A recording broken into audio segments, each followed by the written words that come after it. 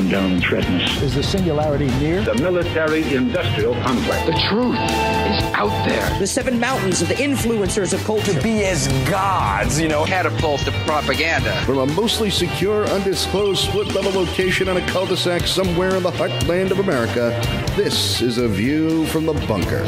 Now, here's Derek Gilbert. One of the fascinating things about the Bible is that while we don't understand the prophetic word of God clearly at this point, we will someday. And we know this is true because as we look backward in history, we can see how over and over again, things that were not clear have been fulfilled. And when we see them with 20/20 hindsight, we understand then how they were fulfilled perfectly and could only have been fulfilled in that way. Welcome to A View from the Bunker. I'm Derek Gilbert. Our guest specializes his ministry really in looking at prophecy, looking at ancient texts, the teachings and writings of the early church fathers, pre-flood history, just fascinating periods of history, but looking at Bible prophecy especially. And he's in the middle of a series of DVD releases that give us a sense of the scope of prophecy from the time it was issued to the present day and then looking forward to Jesus' return. We welcome back to the program Dr. Ken Johnson. Ken, welcome back, and I'm not quite sure where we're going to go today, but I know wherever we are led, it's going to be really interesting stuff. I saw you recently on Prophecy Watchers with our friend Gary Stearman, and talking about the basic outline of prophecy. Maybe let's start there, just to help us understand that there is a framework within which we are operating. And while we don't understand clearly what's coming our way, as we look back, we see over and over again how things have been fulfilled. When you look at, help us to get that sense, to understand what we're looking at here. What is it about prophecy or how it's been fulfilled that convinces you that Bible prophecy is absolutely sure and accurate and can be trusted? Well, thanks for having me back on the program. Bible prophecy is amazing to study, and it's really important. And I think it's very easy to get lost in it, to get enraptured by it. We have a ton of different religions on the planet that all have some sort of a holy book that gives you an idea of how things started and how things end. Right. But none of them have prophecy in them, detailing at a certain time a certain thing would happen that's accurate. None of them do, except, of course, for the Bible. And we have all the prophecies, and most people are aware of the prophecies up to the first coming of the Messiah and the baby born in Bethlehem and the star and things like that. But a lot of people are unaware that that stuff never stopped. I mean, the prophets may not continually be born, but the writings of the prophets, the information in them goes way beyond it. There's at least 20 prophecies about the church age in the first century, another 30 or so in the Middle Ages. There's been over 50 prophecies that Israel has fulfilled after its second return in the last 60 years. Isaiah chapter 11 even talks about the time when Israel returns for the second time, actually saying that. That has to be 1948 because there's only been 2 expulsions and 2 returns. Right. So, when you see these things happen in your lifetime, it's really amazing. And so no other Bible, no other holy book does that. So that tells us that the scriptures are something we need to take a very serious look at.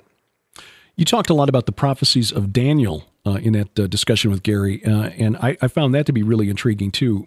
One of the things that, and I know Chuck Missler's talked about this, that convinces us that, convinced me that prophecy is worth taking seriously. It was understanding that Daniel nailed the arrival of the Messiah, and of course, as we're recording this in between Palm Sunday and Resurrection Sunday, Daniel nailed his arrival in Jerusalem to the year, but it was actually even more precise than that, wasn't it?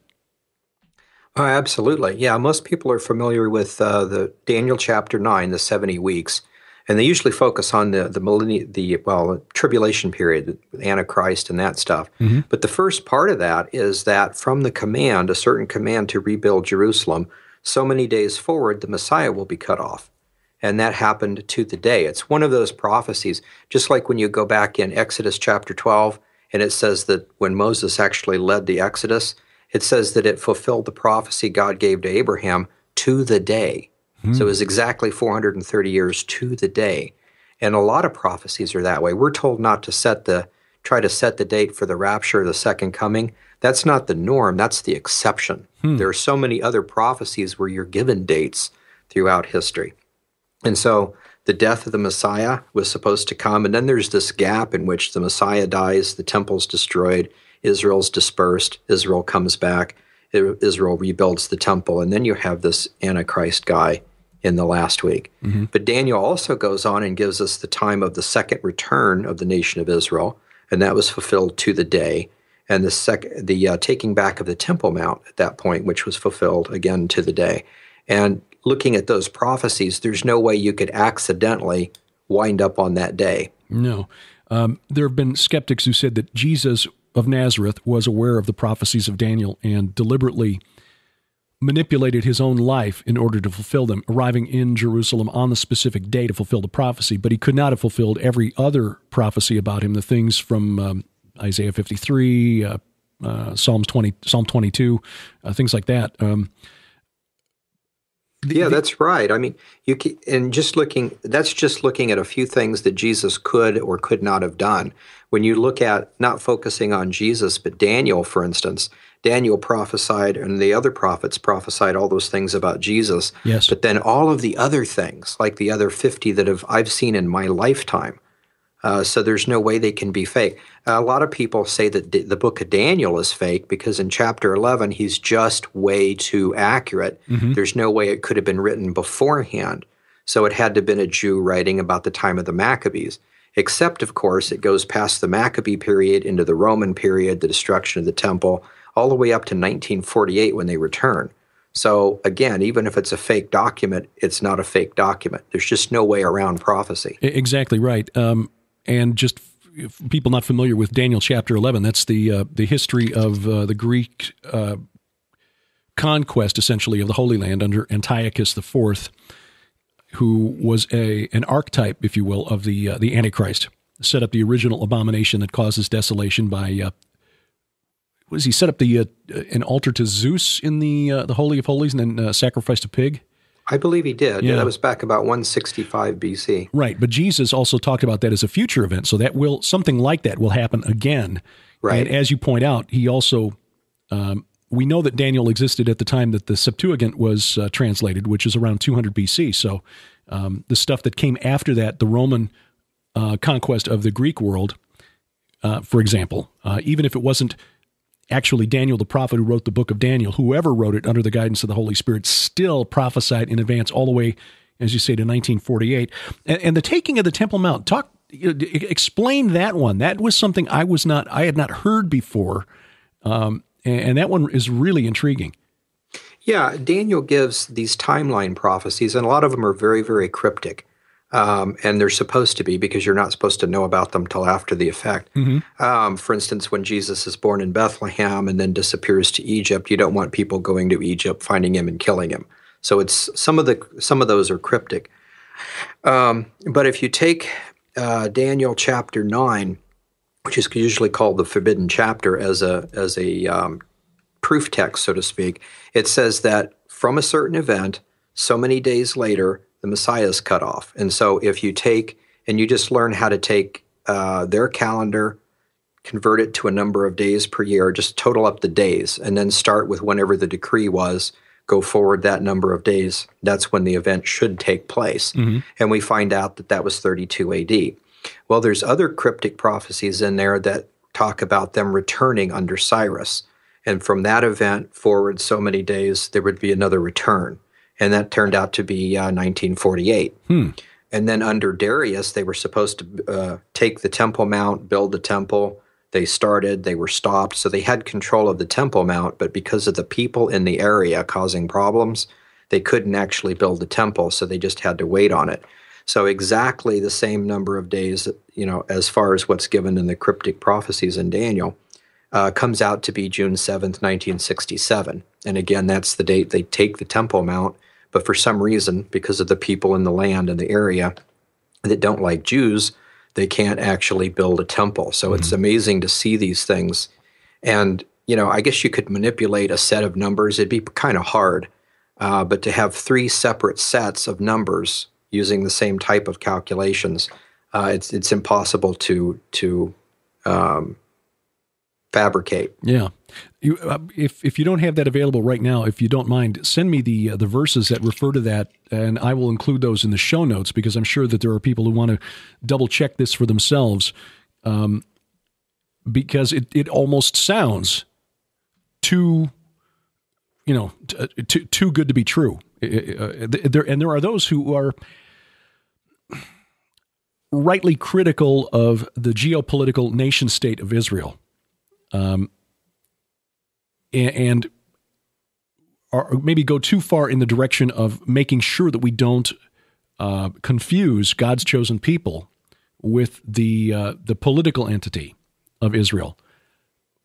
And when I say you go too far, they go so far as to say that this current nation state of Israel can't be the fulfillment of the second arrival in the land, because they are not a godly nation. So, I disagree with that view, but I know that it is out there. And I think that there are those who miss the fact that in the case of, for example, Cyrus, or even Nebuchadnezzar, where pagan kings were used to carry out the Lord's plans. Mm-hmm. So we may have a secular nation state in the form of the modern day state of Israel, but that does not mean that they aren't there at God's, to fulfill the prophecies that God gave to Daniel and the other prophets thousands of years ago. Yeah, that's absolutely true. I think if you, for that particular concept, I think if you look at Ezekiel 37, the Valley of Dry Bones, it clearly talks about Israel coming back, and then they come to life, but they don't have breath in them.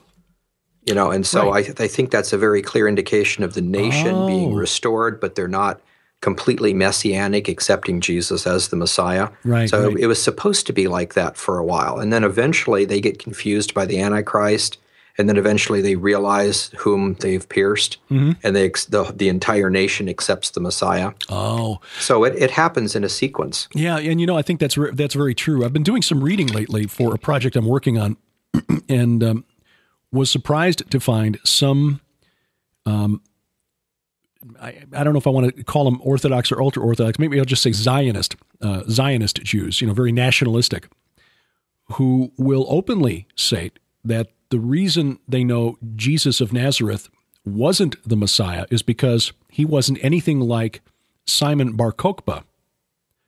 And, very brief history lesson, Simon Bar Kokhba was a very dynamic leader in the early 2nd century who led a revolt in Judea that threw off Roman rule for a short period of time, several years, had an independent Jewish state.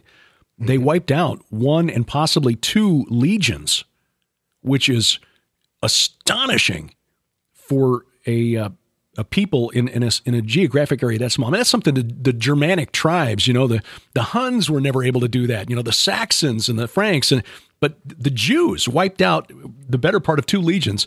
Of course, the result was that Hadrian brought out the big guns and essentially depopulated Judea, sent the Jews off to slavery. The 600, the ones that were left after about 600,000 got killed. But that is the kind of Messiah that many Jews who expect a Messiah are looking for. They want a geopolitical leader who's going to lead them to victory over their enemies. And that's why they say that's how we know it wasn't Jesus of Nazareth. Sadly, that guy looks a lot like the character described at the end of Daniel chapter 11. Yeah, absolutely. That's how the Antichrist is going to appear to be the Messiah and go forward and fool them. And in a sense, they're kind of sort of right. Jesus did not come to rule and reign and set up a kingdom. Mm-hmm. So if you're looking for the time that he sets the kingdom up, it's not that he wasn't the Messiah. It wasn't that particular time or coming or advent of the Messiah. Right. So they're kind of sort of right. They're just looking at it wrong. Yeah, and that's the tragedy. But as you say, that verse about they will look on the one they've pierced, and that is It just reminds me that closing scene in the movie Bridge Over the River Kwai, if you remember that movie, where Alec Guinness, who's the British colonel leading his captured soldiers to build a bridge for the Japanese, and it just as a matter of pride, they want to build the bridge and do it right and show the Japanese how, British soldiers can keep their chins up even in the worst circumstances, and then realizes at the last moment, what have we done? We've just built this bridge so that Japanese supply trains can get across and fight the war more effectively. And at the last moment does the right thing. That's kind of the sense that I get from hearing those prophecies put side by side. Mm-hmm. Yeah.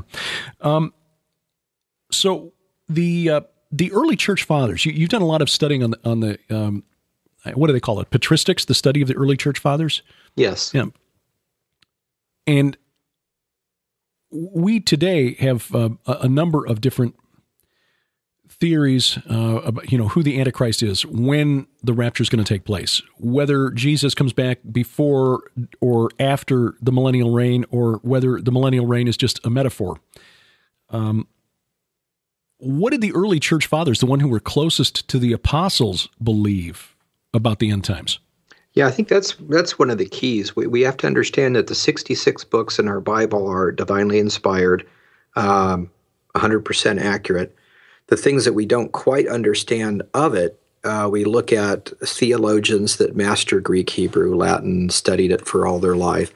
But out of those, it would be better to talk to someone who could say, well, I wasn't sure, so I went and asked Peter and Paul and Mary and Barnabas and other guys that were there. Yeah, I mean, we read in one of his letters, I think Galatians, where Paul writes that he spent 15 days with Peter and James, who was the half-brother of Jesus, in Jerusalem. After his Damascus experience, and then wandering around Arabia for a few years, he went to Jerusalem, spent 15 days with the apostles there.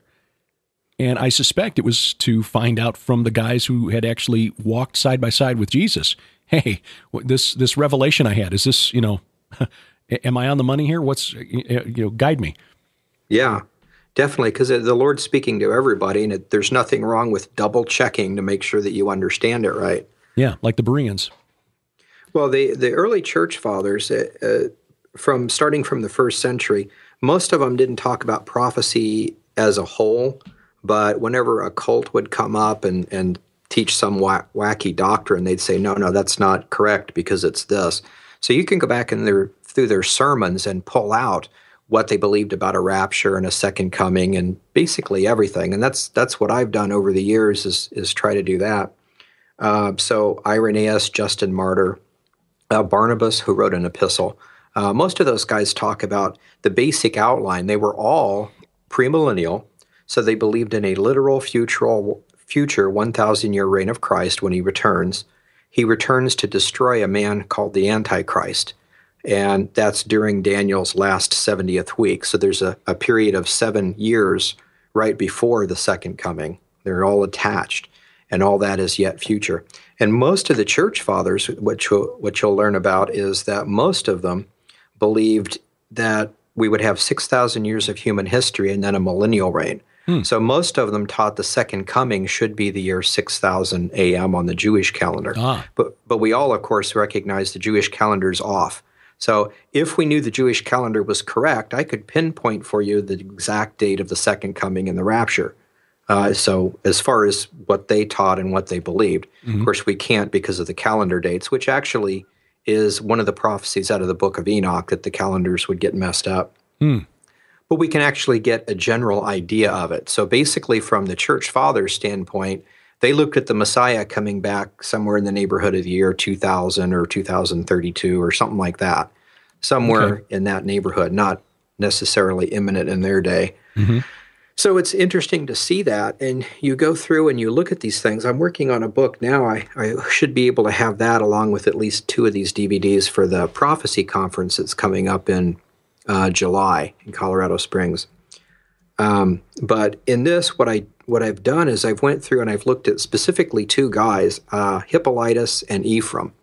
And what's interesting about that is because they had problems in the Roman Catholic Church with some of the Roman Catholic popes in the 3rd century. And Hippolytus was an antipope, meaning he was somebody that brought to the attention the corruption of the current popes, and to the point that he was almost elected as a replacement pope. So with that in mind, if you think about it, you have a guy that almost was a pope, so a great representative of Roman Catholicism. And then you have Ephraim, who was one of the top scholars, wrote probably hundreds of commentaries on scriptures, Dead Sea Scrolls, all sorts of stuff. Top scholar on the Eastern Orthodox front.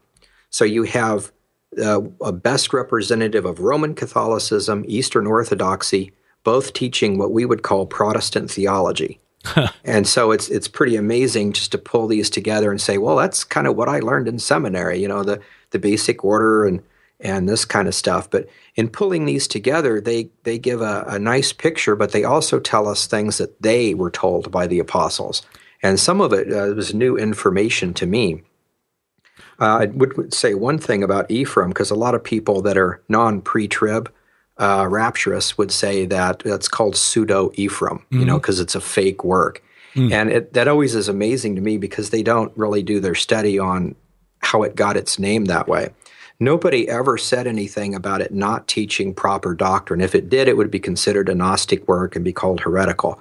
And there's several church fathers that like it, that quote it, that say that it's legitimate. But there are two church fathers that quote it and say that it was written by Ephraim the Syrian. Okay. And there's one church father that quotes it and says that he thinks it was written by Isidore of Seville. Now, a lot of times we don't really care. Like there is a debate on whether the Apostle Paul actually wrote Hebrews, right? Or was it Barnabas, or was it one of the others? Apollos. Again, we don't really care. It's inspired by the Word. The Holy Spirit put it in the canon. It's important for us to have. It's nice to know, but it's not super important who the two witnesses are of Revelation. It's what they teach.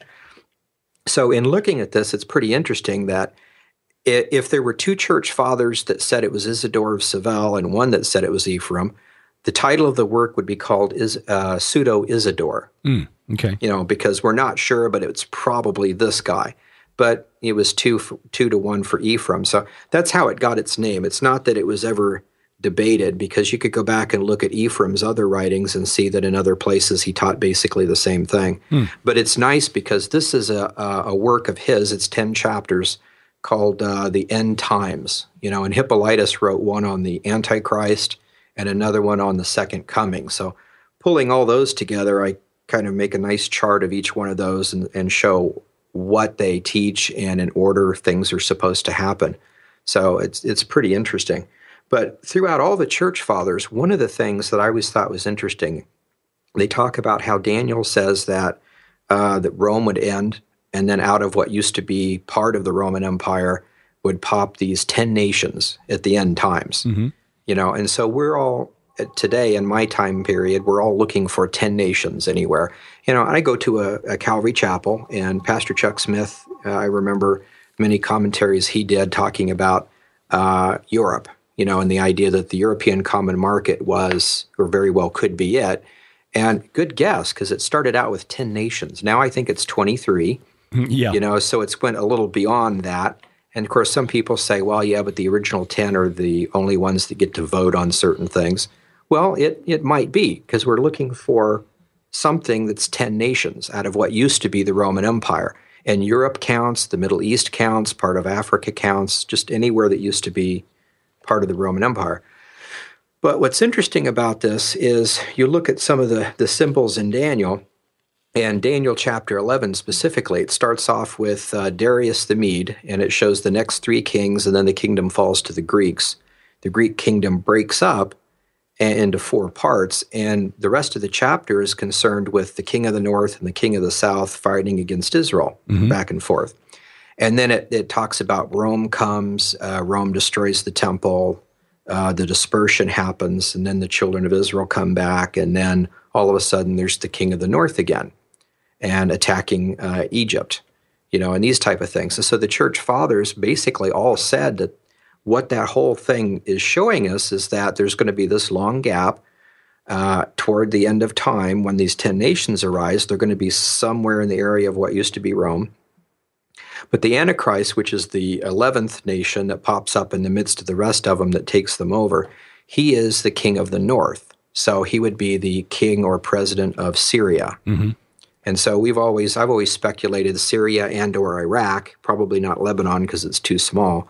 And, these days now we're talking about, well, what about ISIS? ISIS has popped up kind of in between those two, and there's the rebel forces, and you never know what's going to happen when this war is finally over, what kind of a government comes and this type of stuff. So it's an interesting thing that, again, all these nations are back in the limelight doing these things. Yeah, and I think one of the points we need to make clear to listeners is that while we think of Rome as being Western Europe, Rome at its peak during the reign of, say, Augustus through about the time of Constantine had more or less control not just of Western Europe as far as Britain, but also the Eastern Mediterranean. So Greece, what is now Turkey, the Levant, Syria, Lebanon, what is now Israel, Jordan, down into Egypt. Egypt was the breadbasket of the empire there for a while. And that's where, Mark Antony and Cleopatra tried to rebel, and that didn't work out so well for them. The dividing line between the Roman Empire and the Persian or Parthian empires was Mesopotamia, basically Iraq, and going up to the north, Armenia. Armenia was kind of a buffer state between Rome and Parthia or Persia during much of this history. So when you're talking about Rome, and especially when you look back at the period of history in which these guys were writing, what is Rome? Rome was everything from Britain to modern day Iraq and down into, all of North Africa, including Egypt. So it's a much bigger area than we think. So the king of the north, I suppose you could speculate, could be as far as coming from Turkey. Yeah, that's a possibility. Yeah, as far as just that prophecy, we've got that area up there. And then even you're talking about how extensive Rome was. We remember also, and I'd always thought of Rome as dividing and then falling apart in 476, but that's Western Rome. Right, the Eastern Empire. I tend to forget that the Eastern Rome became the Byzantine Empire. Right. They switched from Latin to Greek. That's where the Greek Orthodox Church got its strength. Yes. And it continued to exist until the Muslims took Byzantium, or Istanbul as it's called today. I think that was like 1453. I think that's the number that comes to my mind too. So it was almost 1,000 years before the Eastern Empire, Byzantium, fell. Yeah, so that's something to think of too. They didn't have a whole lot of Europe at the time, but they had a lot more of that other area. So, how much... definitely something like South Africa is not one of the 10 nations because it was never in any Roman Empire. Right. So it's those things are given to us for clues, and we need to keep looking at them really close and looking at other things. And the north was always in Israelite history the direction from which invaders came, because you couldn't really make it across the desert back in the day on camelback, and of course the foot soldiers who didn't have a ride. Had to follow the rivers basically for the water supply into what is now northern Syria and then drop down from the north. Mm-hmm. So whenever Babylon or Assyria or the Persians came into attack, the Akkadians or whoever wanted to raid into Canaan or later Israel, they always came from that direction. The Hittite Empire, the Arameans, they were always coming from the north. And I don't think it's a coincidence that there's a mountain on the Syrian coast. It's near it's not Antioch today. The name is similar, but it's anyway Antioch. Mount Acra, which back in the day was called Mount Zaphon, which is the Hebrew word for north, and that was considered to be the holy mountain of Baal. That's where Baal's palace was located. Mm-hmm. So north had a negative connotation all throughout Israelite history, and that clearly would have been known to the scholars like Daniel. So, yeah, definitely. It's amazing how all that stuff comes together. I think that's one thing that we miss. A lot of times people will try to learn Greek and Hebrew, and that will help a little bit. But there's a lot of the history that you just don't know unless you were there or unless you've read and studied those documents over a period of thousands of years to get a good sense of the history. Well, one of the things that really blew my mind is when Sharon and I, during our weekly Bible studies, we were at the section of Exodus where they were getting ready to cross the Red Sea and found that God told Moses to tell the Israelites to turn around, and they were going to cross at a place called Pi Hahiroth, which was opposite Baal Zephon, Baal of the north, Mount Zephon, where Baal's palace was, even down into Egypt, by the Red Sea. Baal of the north was venerated there. It was almost like God told them to turn around so they could do it right there. So it's like a called shot. Next one's going out of the park. Baal, we're coming for you. Mm-hmm. So that's a theme that is woven through all of Scripture. And getting back to the early church fathers, one of the things I learned about Hippolytus, and I've basically got a Wikipedia level understanding of these guys, so I'm not comparing, calling myself a scholar by any stretch, but finding that Hippolytus was a student of Irenaeus, and Irenaeus was a student under Polycarp. Mm-hmm. And Polycarp was a disciple of John, who wrote the book of Revelation. Right. So is it conceivable that Hippolytus and his interpretations, and we'll get back to more of what he actually believed here in a moment, but is it possible that he actually got it transmitted from John, his understanding of the Antichrist? I believe so. I mean, it's always possible, even if he was 100% accurate, it's possible in the last 2,000 years his text could have got garbled. Sure. Because again, it's not protected like our Bible is. But at the same time, it's an interesting story because you've got John goes to the island of Patmos, writes the book of Revelation, gets released, goes back. His headquarters is in Ephesus, and he continues to plant churches. Well, Polycarp not only is his student, but works with him for over 20 years in ministry, planting churches. John dies and is buried in Ephesus, and then we learn from Irenaeus that Irenaeus said that he studied under Polycarp directly when he was young. He makes a comment. He's talking with Pope Victor, and I forget what it was, but the Pope of Rome did something really stupid. And so he writes the Pope and he says, look, I'm an old man. I can't even remember really what I ate for breakfast this morning. It just doesn't work anymore. He actually says this in his text, and he says, but when I was a kid, I remember everything back then crystal clear. I can tell you of the times when we used to go out and sit under the trees and study under Polycarp. And occasionally the Apostle John would come, and I would get to talk with him and verify teachings, and I got to know them both very well. You just have to be very, respectful and careful with the old guy. And then he says, but I can tell you, if you would have said something like you just decreed in their presence, they'd stand up, clap their hands together, and say, oh, God, why did you let me live long enough to see such rank heresy in the church? Wow. Turn around, and they would walk out of here, and they would never speak to you again. Wow. I'm telling you this. I know. I was there. So I recommend that you fix this problem. And so it's interesting to see, things like that in the church. But you have that as a testimony of Irenaeus, and then Hippolytus studied under him for years. Mm-hmm. So Hippolytus, I'm sure, didn't directly meet John. He may have met Polycarp, but you're talking about third-hand information, at best. But that's pretty decent. I'm sure there were a lot of other people, not just Irenaeus, but other people that would have been elderly that could have said, oh, yeah, I remember too. Or my dad used to work with him, and he told me stories. So it's in that same area where you get all this stuff. And these guys, anytime somebody would come up and say something wrong, they're immediately attacked as a heretic. Mm-hmm. And so you stand up and say, well, I think it's this way, and I think the millennium, and I think the second coming, and I think this. If you're not immediately attacked, you must be doing pretty good. And so everybody tends to say, yeah, these guys were taught like us, and this is the gospel we've been handed down. So it's a pretty straightforward shot.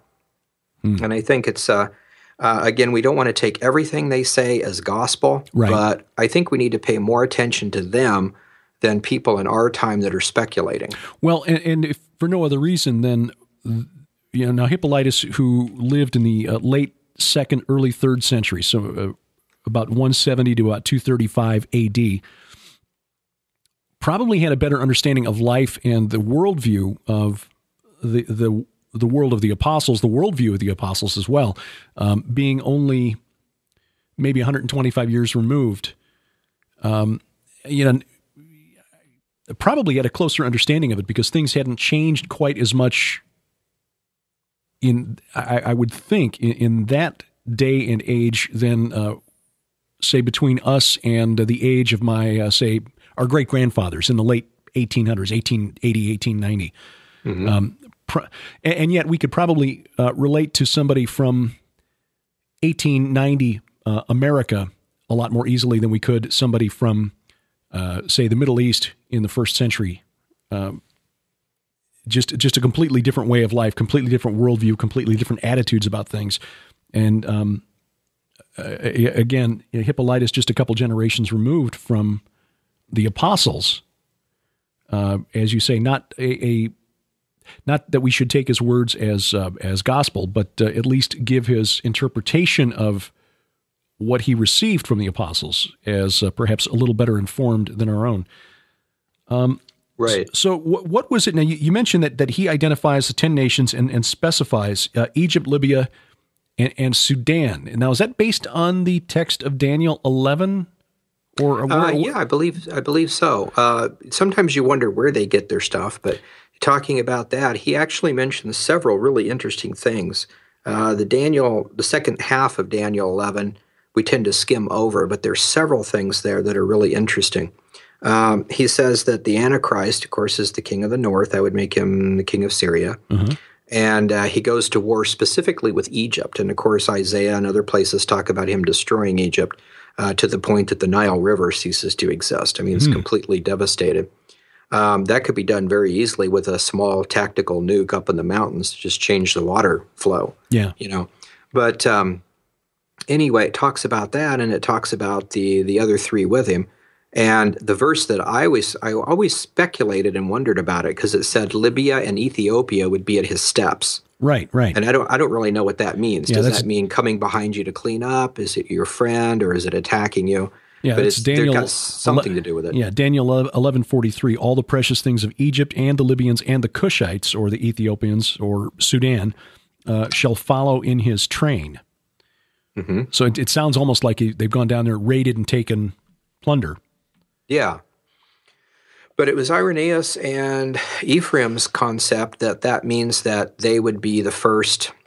So it's almost sounding like it's an African bloc, an African Muslim bloc that doesn't like the fact that he's saying to the Jews, I am Messiah, I am going to rebuild the temple, we're going to have a peace plan now, land for peace type deal, but I'm going to enforce it.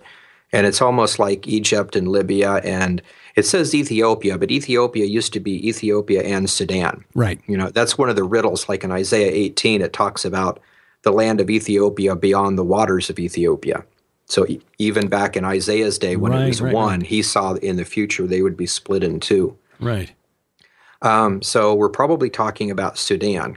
And so, because those all used to be in the Roman Empire, or a part of them used to be in the Roman Empire. Mm-hmm. And so it looks like if Hippolytus is right, you have those three that are attacking.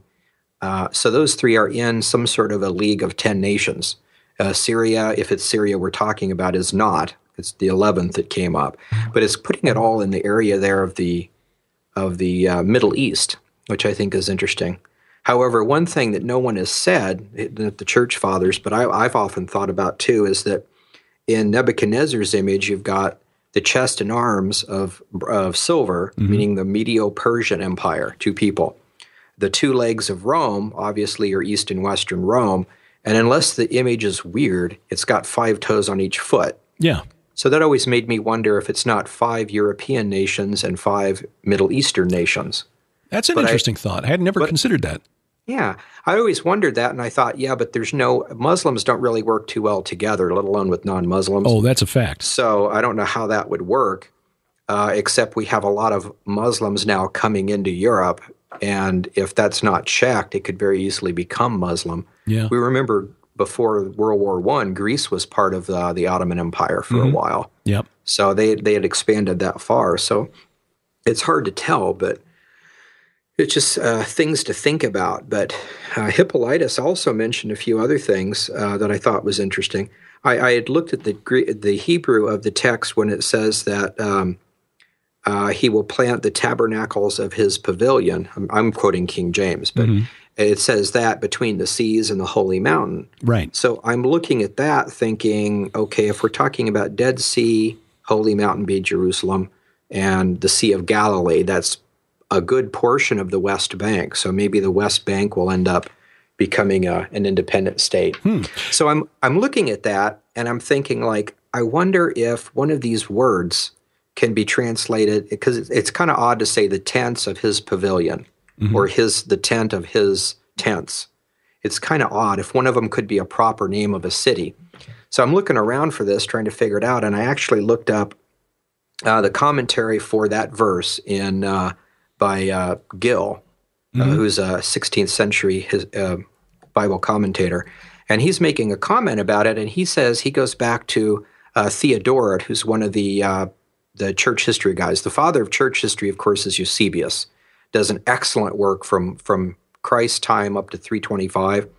Then you've got Theodoret, Sozomen, and Socrates that pick up where he left off and go forward. But Theodoret made mention of the area that we call Emmaus. Remember when Jesus appeared to the two disciples that were on the road to Emmaus? That Emmaus would be the place where he would put his tents. That's what that place was called. And it's a kind of a plateau. If you're going to bring in an invading army, you're going to put it right there.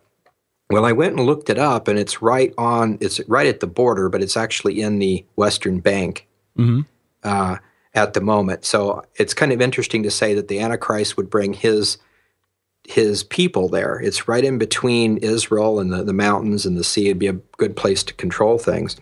And then I noticed that if you go back and you look up, because Antiochus Epiphanes is supposed to be a type of the Antichrist. So if you go back to First Maccabees and you read the story of when Antiochus Epiphanes came in, when he was really ticked off and he came in to totally control and destroy, he comes in with his troops, and he parks his troops in Emmaus in the exact same spot that Daniel prophesies that this would happen. I thought that was pretty interesting. And I went and looked it up, and in the earlier part of our century, some Arabs had started a community, and it grew into a fairly nice-sized city, which would kind of mess up the prophecy. You can't have people coming into a plateau if there's already a city there. But then I realized that, according to the history, in 1967, during the war where Israel took back the Temple Mount, in the midst of that war, that whole city was destroyed. And so now it's just a plain again. Ah, okay. So it's really interesting how all those things kind of fit together. Now, I had assumed that that was going to be the sea referred to the Mediterranean. So I was looking to the west of Jerusalem.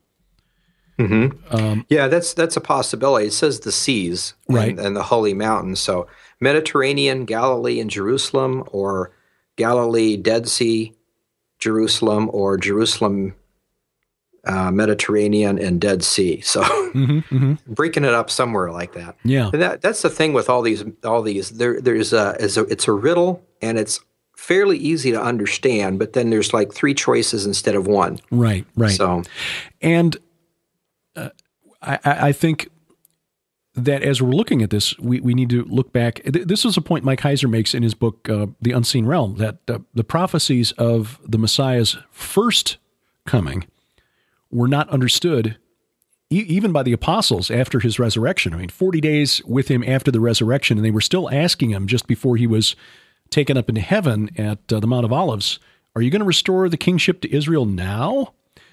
They didn't get it until it was in hindsight. And that was the point I made at the beginning of the program. I don't think we should expect the prophecies of his second coming to be any more clear. And Paul alludes to this in 1 Corinthians 2, verse 8, where he says, none of the rulers of this age, and he's referring to principalities and powers here, not, political figures. None of the rulers of this age understood this, for if they had, they would not have crucified the Lord of glory. They thought they were destroying Jesus by taking him to the cross because they didn't understand the prophecies, because God, in his wisdom, left it just opaque enough that they didn't get it. They knew who Jesus was, obviously. We see that in all of the confrontations with the demons that he casts out, that they know who he is, but they just don't know why he's there. Because if they had, they would have done everything in their power to prevent the crucifixion. Probably same thing holding true for the prophecies of Jesus' return. We're getting a picture that will be clear in retrospect, but in advance, maybe we need to just be a little more gracious to people who disagree with our point of view, because they might be right. Oh, definitely. And it's by design, because God doesn't want the enemy to fake us out with a really, really convincing deception, which sadly I think a lot of people are going to be fooled anyway. But Hippolytus, I've seen his name used by those who support the idea of a Middle Eastern Antichrist, as opposed to a Roman Antichrist. I know it was popular during the time of the Reformation. I guess was the idea arose that the Pope would be the Antichrist or the false prophet or some such thing. Hippolytus and Irenaeus were used to support the idea of a Middle Eastern Antichrist. What does Hippolytus tell us about who he thinks the Antichrist will be? Well, I think that's pretty much, this is before 600, so it's before Islam. Yes. However, there are prophecies in the scriptures, like in Isaiah, that talk about when Israel does come back the second time, there will be nations that surround her that have a particular religion. Of course, that's Islam. Right. Then it begins to tell you what God thinks of it, and we see enemy forces, like one particular enemy that's out for blood for Israel is going to be called Hamas. You know, we see that in Bible prophecy. But Irenaeus and Hippolytus and Ephraim didn't say so much about the Arab peoples, as I think the main point is when they said that the Antichrist would be the king of the north, just like in the old times, the Syrian Babylonian bloc there somewhere.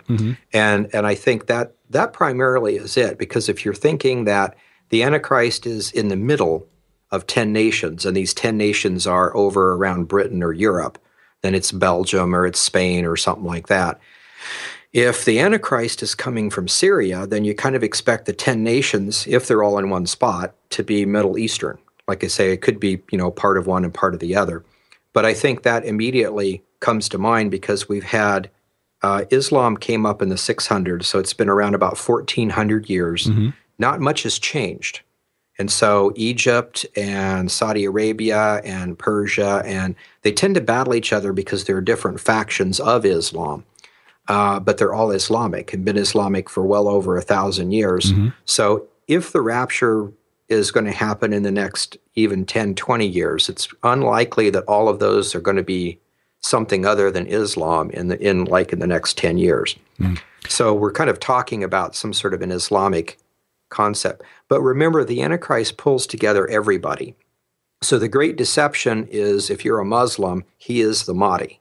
If you're an apostate Christian, you're going to think he is the second coming or the reincarnation or whatever of Jesus Christ. Right. The Buddhists will think he's another manifestation of Buddha, and the Hindus, Krishna, and this type of stuff. So one of the things I thought was interesting is you've got lots of different kinds of Muslims. Sunni and Shia are the top ones.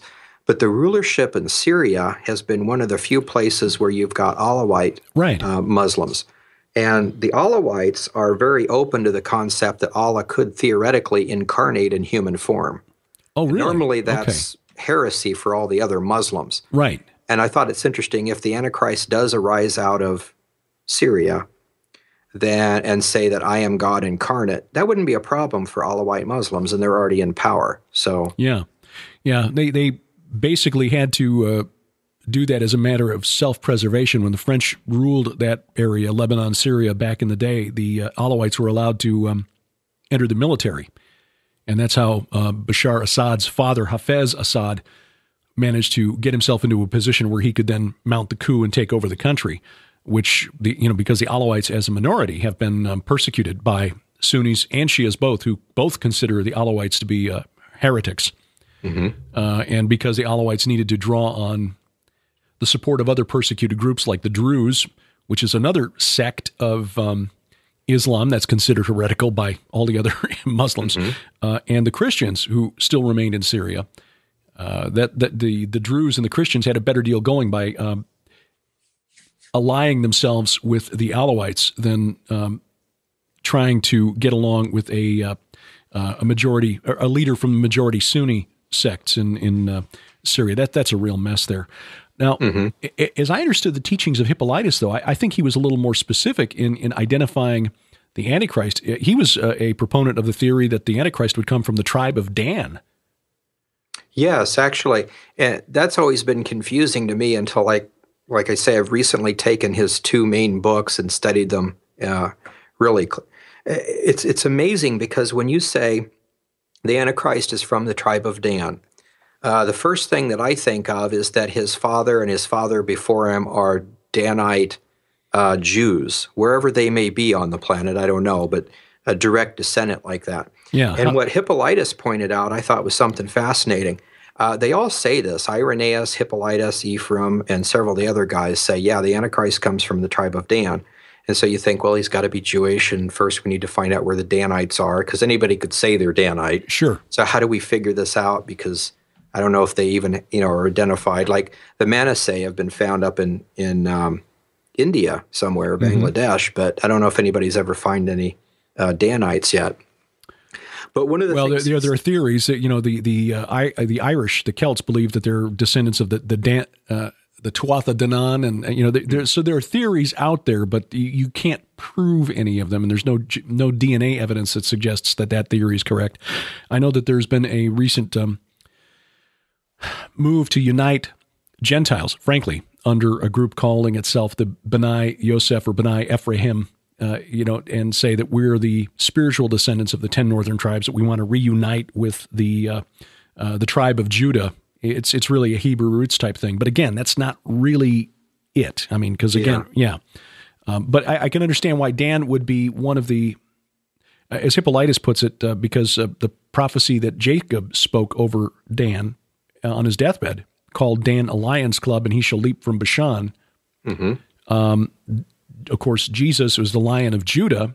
The Antichrist, being a false Christ or a poor copy, will also be a lion. That makes sense. Bashan, also known as the gates to the underworld, the cities of Ashtaroth and Edrei in the old kingdom of Og of Bashan were known as the entrances to the underworld. So it was known as the place of the Nakash, an evil place. And that was part of Dan's territory. After they couldn't secure their original homeland on the coast, they went up north and at the foot of Mount Hermon, in fact, and took that territory there. So there's a lot of that there. But then, 2,000 years down the road, how do we know who is or is not a Danite? Yeah. Well, that's the key to the whole thing. We're looking at the prophecy backwards. Oh. And let me explain it to you. This is really cool. I finally figured this out because of the way Hippolytus said it. Everybody else says the same thing. The Antichrist is of the tribe of Dan. They're absolutely correct, but it doesn't mean what you think it means. And to help understand this, for instance, we are told that Jesus the Messiah is a direct descendant of Judah. Yes. Okay, so if you go to his father, somewhere further back, you get back to King David. So he is a direct lineage of King David. He's supposed to rule. Okay, that's one prophecy. Now set that aside. Another prophecy is that he is from the tribe of Judah. Now think about this for a minute. Jerusalem is in the area of the old tribe of Benjamin. Right. So if you go 6 miles towards the south, you run into the itty-bitty town of Bethlehem. Bethlehem is just across the border. It's in the area of the tribe of Judah. So Jesus, according to Micah, was supposed to be born in Bethlehem. The other prophecy said Jesus is born of the tribe of Judah. He was down in Bethlehem. He wasn't born in Jerusalem. Okay? Right. So add to that the fact that another prophecy says, in the area of Zebulun and Naphtali, light will spring up, and he will be a light unto the Gentiles. So we go look at the area of Zebulun and Naphtali, and it's the western side of the Sea of Galilee, which is exactly where Jesus started his ministry and was a light unto the Gentiles. Right. Capernaum was located there. And a lot of his miracles took place there. Bethsaida, the feeding of the 5,000 men. Yeah, Peter's home was there. Yeah. Right. Okay. So if you look at that way, then forgetting about the lineage part, Jesus was born in Bethlehem, which is in Judah. His ministry started in Zebulun and Naphtali. So looking at it like that, if you're going to say the Antichrist is born of the tribe of Dan, and we're not talking about lineage, where is Dan? Dan of Bashan actually is what it said. Yes. So the Antichrist will be born in the area of the Syrian Golan Heights. Right. We're talking about where he's born, not necessarily who he's descended from. Right. And I think we need to be clear, and I'm have not read enough of Hippolytus or Irenaeus to know what their specifics were on this point. Again, I've just got a wiki level of knowledge here, but the Antichrist will present himself perhaps as a Jew, but will certainly not be a Jew, not in the sense of being observant and truly seeking the face of Yahweh to, be faithful to him. Right. But that also is in chapter 11 of Daniel. It describes the weird religious system that he concocts about us being godlike and him being God incarnate, and he worships a god of fortresses or forces. Yes, with the help of a foreign god. Mm-hmm. Yeah. And of course, the Golan Heights was Syrian territory, now held by Israel, but also home to a number of Druze enclaves. Mm-hmm. That was, in fact, some of the, if I'm not mistaken, there was a recent leader of Hezbollah who was killed, and it was believed that Hezbollah leadership did it because they weren't too sure of his loyalties, if he was going to be more loyal to the Druze, and they're worried about the Druze siding with the Israelis, than he was to Hezbollah. So that's okay. Well, it's really interesting. Hippolytus could be wrong on that point, but it is interesting how he brings it out. He talks about another prophecy, I think in Jeremiah, that talks about Dan coming and ruling over Israel with a fleet of ships and large amount of horses, and he's got an ironclad rule. And he makes the comment that the only ruler we've ever had from the tribe of Dan was Samson. That's right. And he didn't do that. And so it's got to be a yet future person of the tribe of Dan that has this kind of an army behind him. So he uses that and speculates that we're talking about the Antichrist being born in that area. Mm-hmm. I don't know anything that gives us a specific city. No. But he describes a lot of other things like that. It's just fascinating to see it through their eyes.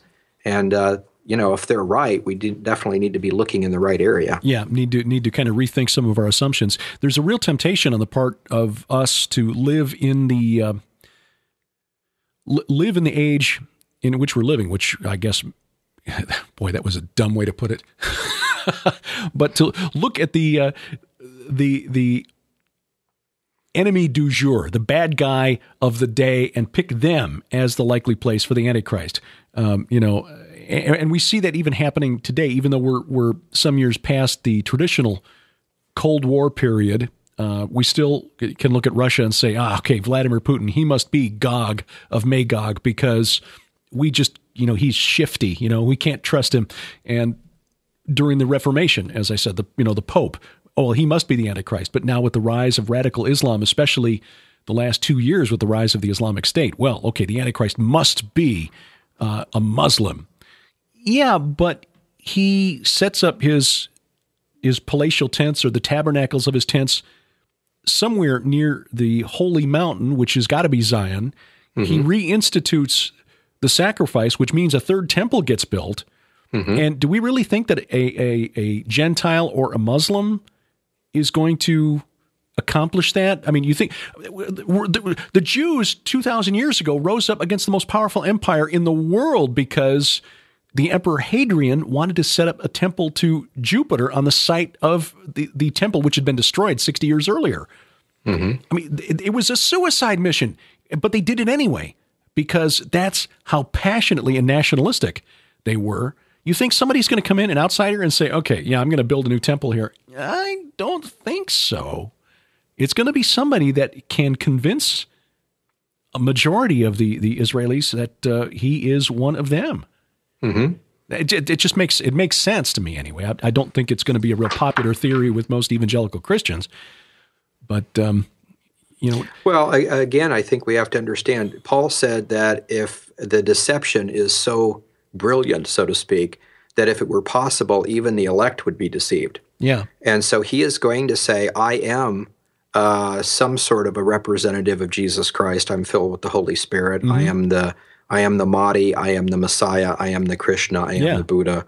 Y'all guys need to rally around me and I'll fix things. And he'll do all sorts of miracles to prove that he is supernatural. And so I think it's, especially the miracle part, doing those, I think a lot of people will fall for it. Yeah. And what's really intriguing is that we're at an age in history now where technology really is almost indistinguishable from magic. That's, of course, paraphrasing a famous quote attributed to Arthur C. Clarke. But in fact, I was just looking at some video today that was sent to me by listeners of a new video tool that will allow somebody with a video cam and a video of some other face, and it will basically superimpose facial expressions onto the face. You could basically take a video of, say, Donald Trump sitting there and then superimpose how I'm moving my eyebrows and my mouth, to make it look like he's saying and doing things that he's not really doing. Right. Now, consider 100 years ago, the famous Bible scholar E.W. Bullinger, who is credited with coming up with the Gospel in the Stars, in his commentary on the book of Revelation, after hearing that Nikola Tesla was working on an artificial brain, speculated that the image of the beast that is given life could be a mechanical simulacrum of a human being, an artificial brain. And here we are in this 21st century era when robots are almost lifelike, and they're almost autonomous in their artificial intelligence. So anyway, it just don't know if technology is going to play a role in that particular deception, but we're almost to the point where that is technologically possible. Yeah, I've often wondered, how I think everybody agrees on this, when the Antichrist does come into power, he has hordes of demons that are working with him. And of course, demons at this point are disembodied spirits. I wonder how easy it would be to create some sort of a robot type creature that a disembodied spirit could possess. Well, Sharon and I have talked about that before. If you, considering that the human brain is essentially an electromechanical device, our thoughts are formed and communicated and transmitted to the muscles of, my speaking apparatus through a series of electrical signals. And scientists have no clue as to how those are created or sent. And they're spending hundreds of millions of dollars, literally, billions, to try to replicate it. But they have no clue as to how it works. And we know that the human brain can be overwhelmed by an external non-corporeal force, like a demon. Why couldn't an electronic thinking machine, like an artificial intelligence, a supercomputer, similarly be possessed? Right. It's worth speculating. I don't know the answer to that question, but I think it's possible. Yeah, there's lots of theories on that and about the beast that the Antichrist creates and the abomination in the temple. But then you think about maybe hundreds or thousands of those things. Yeah. It is, well, gosh, an hour has flown by as I kind of expected it would. But if you're listening to this program, this is the kind of discussion that you will hear at the Rocky Mountain International Prophecy Conference. Ken Johnson is one of the featured speakers at the conference. So just imagine getting an opportunity to hear the presentations and then ask questions afterward. If you're going, we look forward to seeing you there. And it is sold out now, by the way. So if you have not yet registered, your next best option is to sign up for the live video stream. And I'll post a link on how to do that in the show notes at VFTB.net. But Ken, we'll have to sit down at the conference and over dinner or coffee or something and just sit and talk and see who else we can rope into the conversation, because this is the kind of thing that can keep me engaged and interested all night. Yeah, it will be. It'll be a lot of fun. Yeah. Ken, where do people go to follow your work and your video teaching series? You can go to BibleFacts.org, and I've tried to make it, I'm in the process of making the website mainly just videos. So there's a lot of free videos teaching things and some PDF handouts prophecy charts, things like that. There's direct links from there to Amazon where you can buy any of the books or DVDs. Right now I have, I believe, 24 books and 2 DVDs out. Fantastic. BibleFacts.org, and there will be a link to that in the show notes as well. Ken Johnson, we look forward to seeing you in July. If we don't see you sooner, I know we're going to be up in your neck of the woods for a family wedding in May, but I suspect we're going to be a little busy that weekend. So that sounds like you'd be busy. Yeah, but we will definitely see you in July in Colorado Springs. All right. Well, sounds good. The show notes, as always, are posted at VFTB.net. That's VFTB.net. And there will be a link there to Ken's website, BibleFacts.org. This was delayed a week for a couple of reasons. First of all, I had forgotten when I originally scheduled Ken to be on the program that the Sunday I was going to post the program was Resurrection Sunday, or Easter if you prefer. But on top of that, as you can tell, my voice still is in recovery mode from the virus that went around the offices at Skywatch TV a couple of weeks ago. I feel better than I sound. It's just that whatever had attacked the respiratory system, my sinuses and so forth, has settled in my bronchial passages, and I'm still coughing it out. So even if I had wanted to put up a program last week, trust me, there was no voice coming out. It would have been painful to listen to, even worse than this. So anyway, appreciate your patience in putting up with the 2-week delay. A couple of items in the news that I found interesting over the last couple of weeks. And of course, there's a lot out there. And if you want a daily update on what's going on, there are a couple of ways to do this, because 4 days a week, Monday through Thursday, we're posting daily news and analysis at Skywatch TV.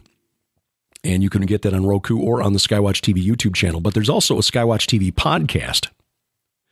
So if you just want an audio version, you can subscribe to the Skywatch TV podcast. It's at skywatchtv.com. And then in the top menu bar, you'll see a link to the podcast. Or if you subscribe through iTunes, you'll find the Skywatch TV podcast in the iTunes store. And not just the daily updates, plus the program that Sharon and I have been producing now for, 6 months. The Sci Friday podcast will also be part of that. And then the audio versions of the weekly programs. So you've got basically everything that Skywatch TV putting out there at the Skywatch TV podcast. That also includes the excellent new program by Josh Peck and his wife Christina called Into the Multiverse. So lots of interesting stuff. And very soon, Chris Putnam will be joining the team. Chris and Shelley will be out here before long. I know they were hoping to be out here, in fact, even as I record this, but that is in the works. They'll be out here very soon. And then Chris will be taking on responsibility for a new program, I think tentatively titled The Supernatural Worldview, which is the title of his book. And that ought to be fascinating as well. He will be here in the Ozarks tomorrow. In fact, later today, as I record this on Monday, April 4th. And hopefully I can get him for a Skywatch, or rather for a View from the Bunker interview while he's here. Assuming I can, talk. I don't know. Sharon kind of likes this Lance Henriksen sound. So maybe I'll just try to work on keeping this if I can. Anyway, last week, Monday, the Temple Institute in Jerusalem announced that they are looking for the Kohanim, the Kohen line. These are men who are eligible to prepare would be eligible to prepare the red heifer according to Numbers chapter 19. The first part of Numbers chapter 19 describes a rather mysterious ritual, which is finding a perfect, unblemished red heifer that's never worn the yoke, and a special way that it needs to be prepared, and the ashes mixed with water, and then those used to purify the priests for temple service and also the ground, according to Jewish belief. This would need to be done in advance of building the third temple in order to purify the earth, essentially, to be worthy of the third temple. Now, the Temple Institute has been in existence for some years now, and they are working on assembling the utensils needed for temple service and in training priests for temple service. They've got all of the utensils that they need now. Obviously, they don't have the Ark of the Covenant, the Ark of the Testimony, but they think they know where it is. I know that there are archaeologists and, some trained, some amateur, like, the late Ron Wyatt, who think that they pinpointed the location of the ark, but the Jewish rabbis say, no, they don't know what they're talking about. We know where it is. Unfortunately for them, it's under the Temple Mount, and the Waqf, which is the Islamic authority that controls access to the Temple Mount, won't let them dig there. But I suspect if and when the time comes, they'll just go ahead and do it. And we'll find out if they're right. Now, there are some who believe that Jeremiah snuck it out and hid it in a cave on Mount Nebo, which is in Jordan. That's on the east side of the Jordan River. It's the site from which Moses saw the Holy Land before he died. There's a belief that Jeremiah, before the Babylonians under Nebuchadnezzar came and broke down the walls and looted the temple, took the ark and hid it on Mount Nebo. We may never know.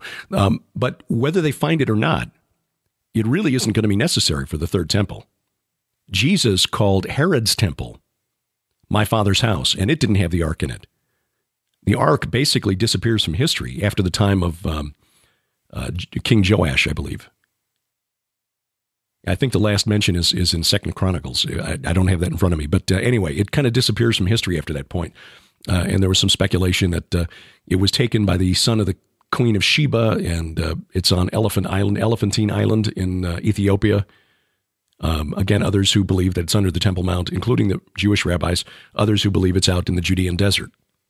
So, who knows? But the call is out for eligible Kohanim.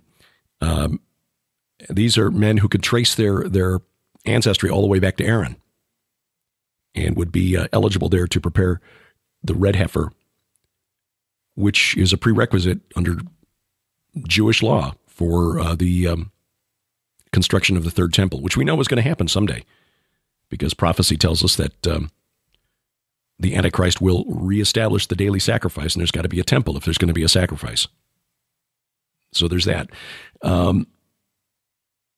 It is unfortunate that, as I've done a little reading on Jewish eschatology recently for a project I'm working on, hopefully that I will bring this to fruition by this summer, that they're looking for the wrong man. There's no other way to put it. We love our Jewish brothers and sisters, but when you begin to read what the rabbis are looking for, the characteristics of the Messiah that they're looking for, there's no other way to put it. From a Christian perspective, they're looking for the wrong man. Some go so far as to say they know that Jesus of Nazareth wasn't the Messiah because he was nothing like Simon Bar Kokhba. And if you know your history, Simon Bar Kokhba was the leader of a Jewish rebellion against Rome in the 130s, led to an independent Jewish state between about 132 and 135, 136, and until the Emperor Hadrian basically sent in the big dogs, and it was a complete disaster for the Jewish state. Nearly 600,000 Jews killed. Over 900 villages destroyed. Jerusalem was basically leveled. And a new city called, a new pagan capital was built on the site of Jerusalem.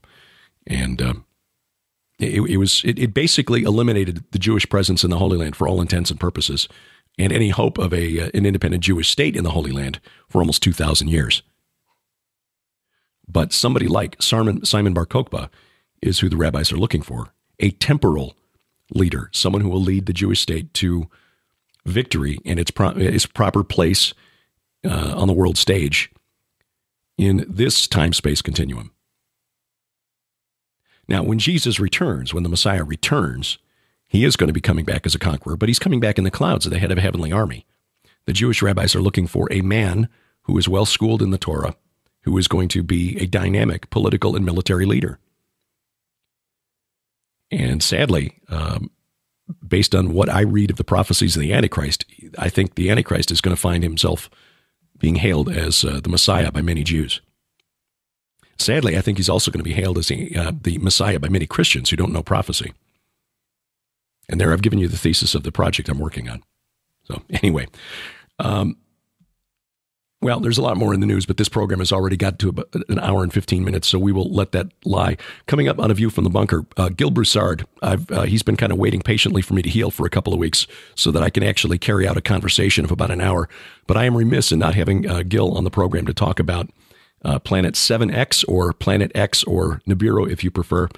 There have been a number of prophecies out there, including some coming from ultra-Orthodox rabbis like Rabbi Meditayu Glazerson, who was a recent interview guest on Skywatch TV, one of the daily updates, talking about the Torah codes, which were pointing to Nibiru and Messiah in the same table, which is kind of interesting. Now, Purim, which has passed about a week and a half ago, was also mentioned as part of that table. But the rabbis believe if Messiah doesn't show up when he's expected, it's only because the Jewish people aren't ready for Messiah yet. And there's another point of difference between Jewish expectation and the Christian understanding of the human condition. I mean, as Christians, we understand that all have sinned and fall short of the glory of God. We will never be ready or righteous enough for Messiah. Thank God he came anyway. But Gil Broussard has done a lot of research on Planet 7X and its influence on Earth's history. So as soon as I can carry out a conversation, voice that'll last for a full hour, and hopefully sometime this week, that's what we're looking for. Avi Lipkin is also scheduled to make an appearance down here in the Ozarks later this week. If he's got time in his schedule, I'll grab him for A View from the Bunker as well, and Chris Putnam as well. But those, again, still to be confirmed. Our weekly Bible study, the Gilbert House Fellowship, that's something that Sharon and I have really taken and made a priority in our weekly schedule because we're really getting a lot out of it. It just goes to show that you don't need to be a credentialed scholar in order to dig deeper into the Bible and get more out of it. If you'd like to join us and follow along as we go through the Bible in chronological order, we do an Old Testament study and a New Testament study, post them every Sunday morning to our Bible study website, the Gilbert House Fellowship. That's gilberthouse.org, gilberthouse.org. This week on Skywatch TV, Sheila Zielinski is the guest. She made the trek down here to the Ozarks and talked about her book, Green Gospel, The New World Religion. That's the program that is airing this week multiple times on our various networks, the Victory Television Network, the Christian Television Network, the Cornerstone Network, and a couple of independent television stations, WGGN in Sandusky, WLLA in Kalamazoo. You'll find all of those listings, dates and times for the program posted at skywatchtv.com. A View from the Bunker is a production of Gilbert House and released under a Creative Commons Attribution, Non-Commercial, No Derivatives 4.0 International License. The opening theme is by Kevin MacLeod, www.incompetech.com. We wrestle not against flesh and blood. I'm Derek Gilbert, and this is A View from the Bunker.